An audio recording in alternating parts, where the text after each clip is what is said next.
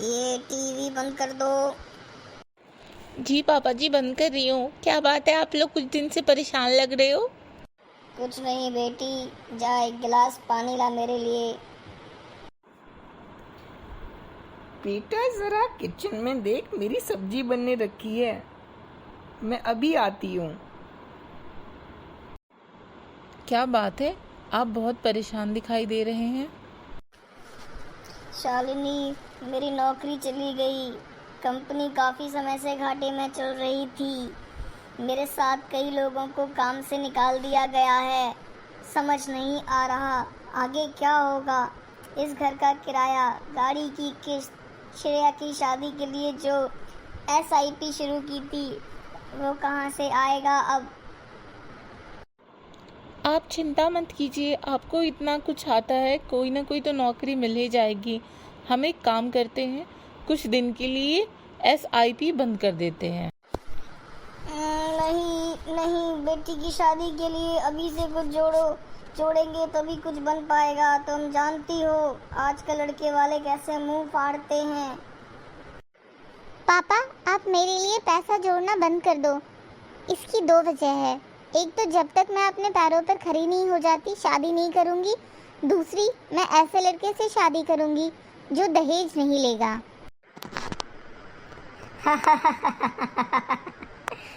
बेटी अभी तू केवल 10 साल की है और दादी की तरह बातें करती है। चिंता मत कर, मैं तेरी शादी बड़ी धूमधाम से करूँगा। हमारी बेटी बहुत समझदार है, यह बिल्कुल सही कह रही है। अब सुबह सुबह कहाँ जा रहे हो? वो आज संडे है, अपने दोस्तों से मिलने जा रहा हूँ। शायद कहीं नौकरी का इंतज़ाम हो जाए। उनके जाने के बाद शालिनी जी फ़ोन पर अपने भाई से बात करने लगी। भैया भैया, ये किसी को कुछ बता नहीं रहे हैं, लेकिन बहुत परेशान है। क्या करूं, कुछ समझ नहीं आ रहा। अगर इन्हें जल्द नौकरी ना मिली तो ना जाने हमारा क्या होगा। श्रेया अभी स्कूल से आई थी। वह मम्मी से खाना लेने आ रही थी, तभी गेट के पीछे से उसने सारी बातें सुन ली। पापा, आप ताऊ जी की तरह कोई बिजनेस क्यों नहीं करते? बेटा, ये सब क्या सुबह सुबह लेकर बैठ गई? ताऊ जी ने कई सालों में बिजनेस जमाया है, हम ये सब कैसे कर सकते हैं? इसके लिए पैसा कहाँ से आएगा? मम्मी, मेरी शादी के लिए आप बचपन से सेविंग कर रहे हैं। अगर उस पैसे से पापा बिजनेस शुरू करे तो कैसा रहेगा? नहीं नहीं बेटा, हम उस पैसे को तो हाथ भी नहीं लगा सकते। कल बिजनेस नहीं चला तो सारा पैसा डूब जाएगा। पापा, पैसा डूब जाएगा तो क्या हो जाएगा? मैं बड़ी होकर पैसा कमा लूंगी, फिर शादी कर लूंगी। आपको मेरी कसम, मेरी चिंता छोड़कर उस पैसे से बिजनेस शुरू कर लीजिए।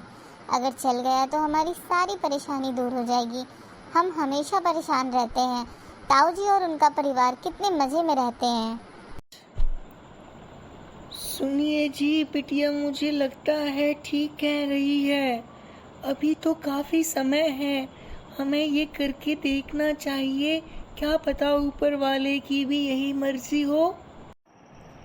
काफी समझाने के बाद मोहन जी बिजनेस करने के लिए तैयार हो गए और जब उन्होंने बिजनेस शुरू किया तो भगवान की कृपा से उनका बिजनेस ने दिन दूनी रात चौगुनी तरक्की की और उन्होंने अपनी बेटी श्रेया की शादी बहुत ही धूमधाम से शहर के सबसे बड़े घर में की।